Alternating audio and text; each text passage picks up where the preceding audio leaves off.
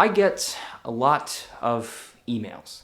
I have like 5 different email accounts, but because of that, I have one specifically set aside for this channel for contact purposes. But in the midst of this and the busiest September I have literally ever had, I just came from an event, which is why I'm wearing a suit. Recently though, a student from California State University named Ryan reached out to me to talk about TikTok journalism. For those of you who don't know, TikTok has been sort of a side hustle platform for me lately too. In December of 2020, I had a video go viral and it hit around 2 million views, and now it sits at a collective 6 million views. And my TikTok account itself has 50,000 followers and around 12 million collective views, which is just crazy. Toward the end of last year, I kind of threw the book at TikTok. I was doing 3 uploads a day every single day at one point. Because TikTok was sort of a easy side platform to create with. It's much more spontaneous than YouTube, which I put a lot more planning and forethought into. Ryan went through several different hashtags on TikTok, including TikTok Reporter, TikTok Journalism, and reached out to several different creators who utilized that hashtag. I was one of these creators who set up an interview time with him. And naturally, with this being more of a video-based project, I felt like it would be kind of helpful to him to have a professional-looking video component to it as well. So I used this ACAM setup right here to record it along with the Zoom call. So with all that being said, here's the story of how I accidentally became slightly TikTok famous. Would you mind introducing yourself? Again, yeah, okay. Sorry. So I'm Ryan. I am 23 years old. I'm a grad student at CSU Northridge. This class, pull it up. This class that I'm doing this assignment it's for my master's, but it's called Innovation and Immersion in Journalism.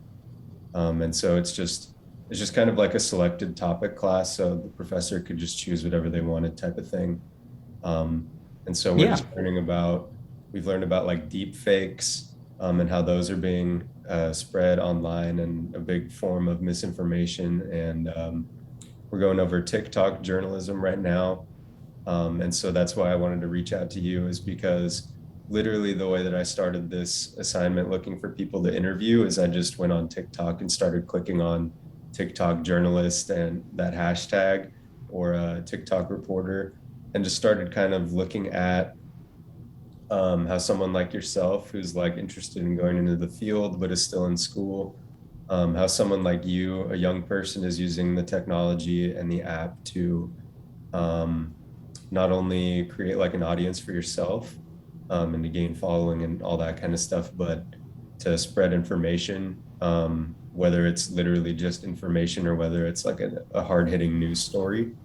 And so I wanted to reach out to someone like you, a young person, but also reach out to people that are like, whether they're anchors, reporters, journalists, whatever it is, like for actual like publications or television stations or radio stations, and seeing how somebody who's already been in the field for a really long time is using TikTok to, reach out to newer audiences or to spread their word or their station. So that's the whole basis of this project, and it's for my midterm. So I'm just kind of editing together what's going to be like a broadcast style package. It's just going to be me voiceover, and then it'll have your clips, and then a girl that I'm going to be interviewing on Monday, her clips. And yeah, it's nothing crazy. It's not going to be published or anything or go into a portfolio, that sort of thing. It's just for a grade in the class. Yeah, definitely. Well, anything I can do to help throw the book at it and help you get an A, man. Sure. So yeah, I guess the first thing is I just wanted you to kind of introduce yourself, and the kind of things that you do regarding journalism and the experiences that you have. Yeah, absolutely. So my name is Brady Jordan. I am a 22-year-old senior at the University of North Alabama. I actually didn't come to college intending to do journalism, funny enough. I kind of ended up in the major. The major I came to school for ended up kind of turning into a completely different thing, and I kind of had to make my own way. And I found this out halfway through college, sophomore year. And so I jumped ship, hopped over, and I'm like, oh, journalism, it's something in communications. I've always had a passion for communications and video production, photo, anything creative media-wise. And so I went into journalism and digital media. With that in mind, I really kind of started diving into, I had these TV production classes I had to take. I took advanced television production. I ended up anchoring a couple different shows. They were like mock news shows, writing stuff, putting together packages, and I had several friends tell me I was really good at it, and I was kind of like, why not take a stab at, doing it in other ways too. And at that time, TikTok was becoming very popular, much more so than it had been in the past. I got on TikTok when it first came out in 2018. I think it was fall 2018. I was a freshman, so it's been forever ago, it feels like. But I was, just kind of sitting around thinking, I gave YouTube a go, and I have a monetized YouTube channel as well. It's actually Click Play TV. It's the hat that I'm wearing right now. And so I put a lot of work and effort into that. It's kind of my passion project with tech and entertainment videos. And so I've kind of had this experience with camera work and video editing in my background. And I kind of combined that with the journalistic stuff that I learned from class. And I was like, you know what, why not combine all of this and just try something? I had seen this guy who was, there was Marcus DePola is a pretty prominent example. I can't pronounce his name correctly half the time, so I apologize for that. But there's a lot of different people on TikTok who kind of started this medium of using it for journalism. And at the time, it wasn't very prominent. But just going into that, I was like, let's give it a stab. And so I started out on TikTok. I came at it very aggressively. I was uploading 3 times per day. At one point, every single day for about 3 months. And I mean, that was a pretty hefty schedule. I was doing that, and I'm a full-time college student. And so combining all of that was quite the workload. But, I started seeing dividends. I hit 1K followers within like a week. So that was pretty good. It was like a week or two, I think. All of my videos were getting 800 to 2,000 views per video, and that kept going up. And finally, it all culminated in December of 2020, when this huge event happened, the Nashville bombing. I'm sure you heard about that. This crazy guy took out a cell phone tower. Thankfully, it's horrible, but he was the only casualty. But thankfully, no one else was hurt from it, or gravely injured.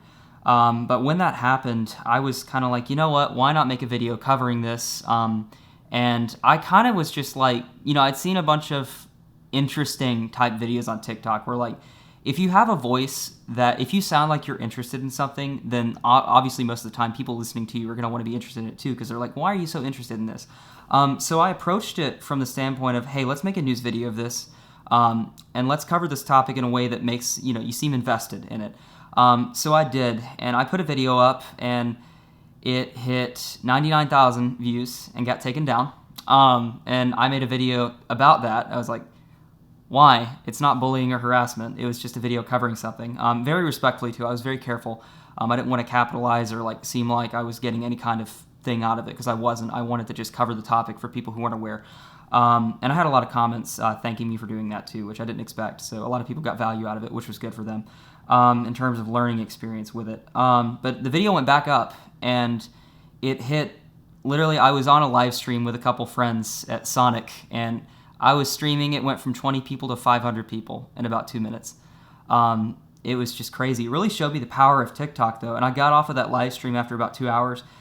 It said I had 17,000 collective viewers, which, as a platform, TikTok has a tremendous reach. It's just crazy how organic it is compared to things like YouTube. The virality and the spontaneity of the TikTok algorithm is something that a lot of people don't always consider. But it's propped up quite a bit more recently in the past year and a half to 2 years, especially during COVID, because no one has anything else kind of to do other than online stuff, especially if you're quarantined. And so that video ended up hitting 6 million views in about a month, and I got all kinds of engagement and comments on that from people who hated it. People were like, how dare you make a video covering this tragedy? And there were other people who were like, obviously, I mentioned earlier, thank you for doing such an informational video on this. I had no idea that this had happened. And so as a journalistic platform, TikTok was really the first platform that I had a lot of traffic, and just kind of I saw the potential of internet journalism in its truest form through TikTok. And it was really interesting. And I kept making videos for a while about journalistic topics. And I kind of dialed back a little bit because I'm a senior. I have an insanely busy schedule. I've got 2 jobs, and I have a third, which is like a bunch of freelance work. I'm a videographer and photographer. I had 2 jobs in September that were travel gigs that I did across the country. And so it's, in the midst of all that and balancing being a full-time college student and being a journalism student, TikTok has been a very useful and interesting, versatile platform to kind of explore that in. So, Well, that was a great answer. You had some really good sound bites in there for sure. thanks, appreciate it. I've been doing video for quite a while, so I try to like know how to speak about things and like pause so you can cut. So, Yeah, that was great. And that covered like a bunch of the questions that I had right off the bat. The first question was just tell me about, sort of a question. But I want to know like how you specifically intend and like aim on using your TikTok account. Because like how I perceive your account is you have some just like personal work, so it could be considered like professional and it could be considered like for fun, but you also like have hit on breaking news topics, and then it is informational. So it's like it's all over the place. Like I just want to know exactly what your intent is behind your TikTok account. absolutely. TikTok has been more of it's different. Like I mentioned earlier from my work with YouTube, YouTube was a very much like professional, planned, a lot of stuff. And TikTok can be that too. But as a platform, as I mentioned earlier, it's much more versatile and spontaneous. So my purpose with TikTok, I guess, has been just sort of make more in-the-moment content, but bring that planned professionalism from other platforms like YouTube to it.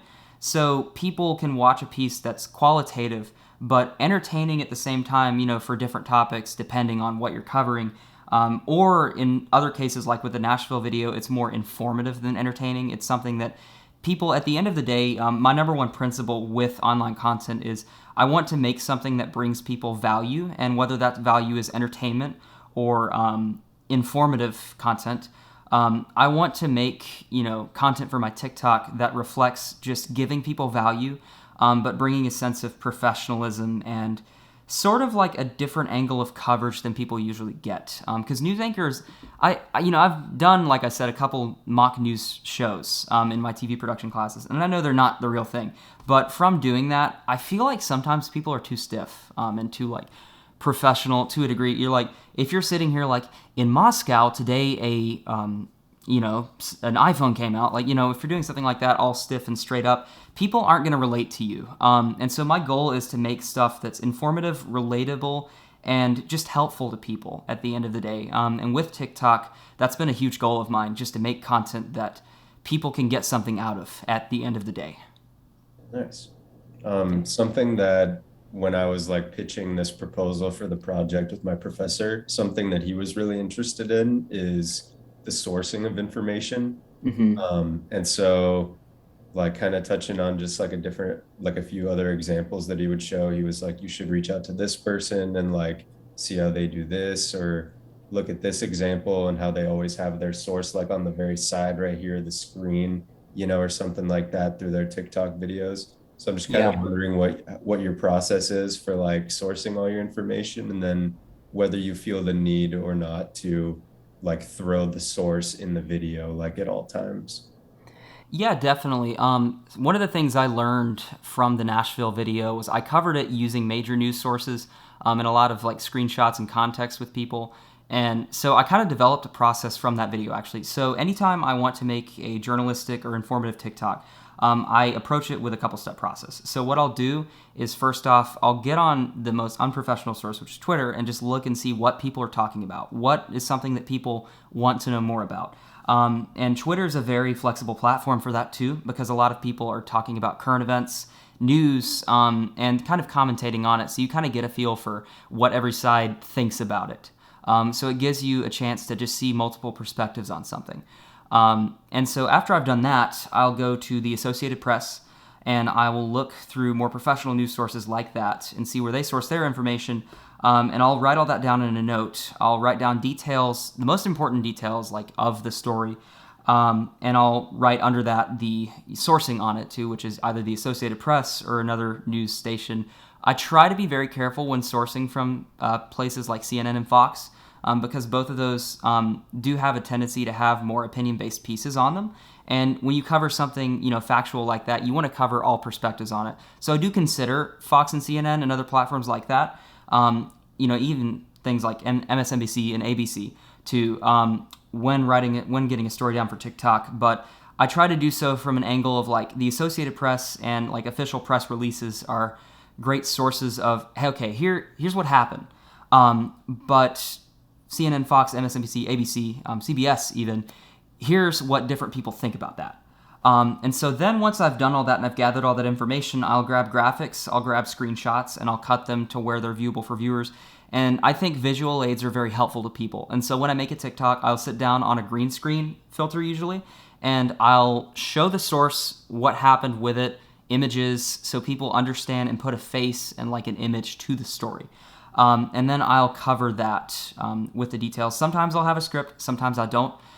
Sometimes I'll have a bullet point list and kind of just approach it with that, you tell the story, essentially. You start with, here are all the details of what happened, sort of like a news writing style. Here's what different people think about it, and like and follow for updates. I always end every video with a call to action, just so it's not to like gain more on my end. It's more that, hey, if you got value out of this and this was helpful to you and you want to hear more from me, or if you want to hear more in general, like and follow my stuff, because even if you don't want to see more from me specifically, it's going to recommend more content like what I'm putting in the algorithm and give you more value out of that too.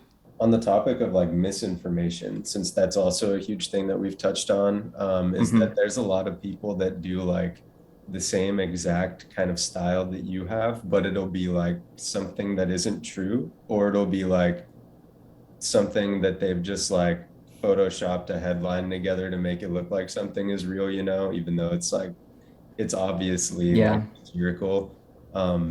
So I'm kind of wondering if that's something that you worry about, is like whether you could potentially spread misinformation, or if you just kind of like all the sourcing and everything that goes into your sourcing, if you just kind of you figure that everything is pretty nailed on. Yeah, so I'm actually very careful about that. Misinformation is something that it's very important to me that I don't spread something that's going to cause harm or distress in any way. So I'm very meticulous about corrections and also sourcing with that. I will source things, but I will also say, sometimes in mid-sentence, according to the Associated Press. So if it does come out that that's not true, number one, I will issue a correction and make sure that people understand. It's usually in a second video. A prominent example of this, in my Nashville video, my first one covering that incident, I mentioned that the target was the Batman building. That was incorrect. And part of where I had gotten that to came from Twitter and other sources that were incorrect, and it was a learning experience for me. And so in the first part of part two, I went ahead and issued that correction first thing. I think it was either like at the beginning or like mid or end of the video, but I made it a very prominent point in the video that the target was actually the server building next to the Batman building. So with that, yeah, I'm very careful to make sure I put the onus and the emphasis on the source where I got the information. But I'm also like, if something happens and comes out, I will issue an update or a correction pretty much as immediate as I can. Because if someone gets something from me, I want, and the odds are they keep coming back to me, I want to make sure that what they're getting from me is correct and they're fully informed on that too. That's great. This is all just like a bunch of classroom lessons just thrown together, that I've had in the last few weeks. Professors just being like, hammering everything in, sourcing and call to action at the end and all these things. Yeah. Being correctable, being able to say that you're wrong, and fix stuff. Definitely. So yeah, everything that you've said so far is great. I really don't have any questions. Like that was pretty much everything that I wanted to go over. So is there anything specific to your account that you would want myself or my professor to know, or any other intentions and stuff like that? Absolutely. My intent with creating online content has always been to be genuine and to be myself. Because at the end of the day, I want to present what's relatable, genuine, and authentic content to people. Because I feel like in too many cases, the internet, you see a lot of artificially made up personas.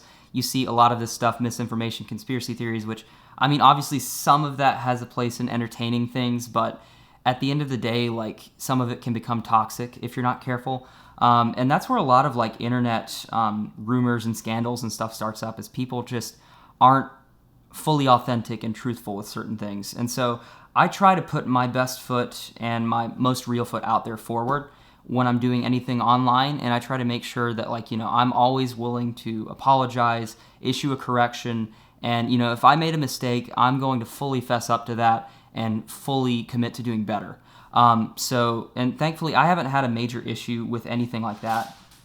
There goes my reflector thing. Yeah, I haven't had an issue with anything like that, any major internet things. I'm not too big of a platform. I've been told by other people I'm like a mid-size influencer in some ways, because I've got a lot of different platforms. I have 50,000 on TikTok right now, and about 5,000 on ClipPlay TV on YouTube, around 5,000 on Instagram.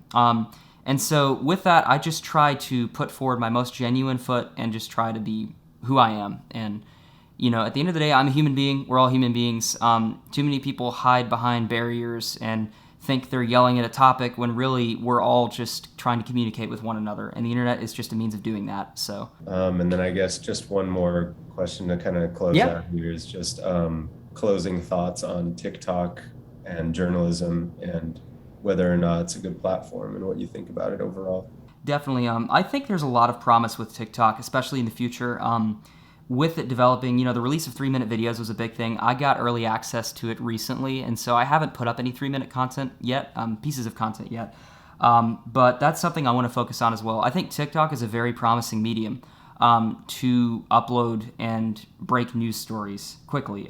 Snapchat Discover is the most relatable predecessor to that, in my opinion. I think Snapchat Discover showed people that vertical video is a very feasible platform and medium to publish things on. And so that's something I've been very, very focused on with TikTok is, it's very breaking, it's very current, but you do have that potential to focus on production quality and, putting more stuff together with it still. And so it's a much quicker way of getting things out there. It and Instagram Reels go hand in hand. It's funny, there's a statistic out there I found a couple weeks ago. I think Instagram Reels, most of them at the moment consist of re-uploaded TikToks. And Instagram, I'm sure, is not entirely enthused with that.